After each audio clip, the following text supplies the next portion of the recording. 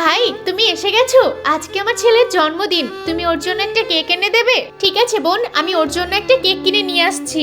আমার কাছে বেশি টাকা পয়সাও তো নেই। ওই তো রামুকে একবার বলে দেখি।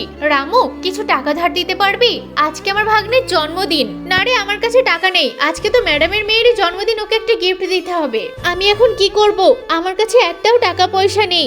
আমি বরং মাটির কেক বানিয়ে বাড়িতে নিয়ে যাব, নয়তো এছাড়া কোনো উপায় নেই। তো ওরা যদি দেখে আমি কেক নিয়ে যাইনি, ওরা অনেক কষ্ট পাবে। ভাই আর কত সময় লাগাবে? এখনো তো বাড়ি ফিরলো না। এই নাও মনা, তোমার কেকটাকে ধরো আর সোজা বাড়িতে নিয়ে যাও। আমি কেক তো নেব না, আমি বরং ওই আঙ্কেলটাকে দিয়ে আসি। ওই আঙ্কেলটা ছেলের জন্মদিন বলছিল না, উনি তো মাটির কেক বানিয়েছে। আমি মাটির কেকটা ফেলে দিয়ে আসল কেক দিয়ে দিই, উনি হয়তো এটা দেখে অনেক খুশি হবে। এবার আমি সোজা বাড়ি চলে যাই। ভাই, তুই এখনো কেক নিয়ে আসিসনি?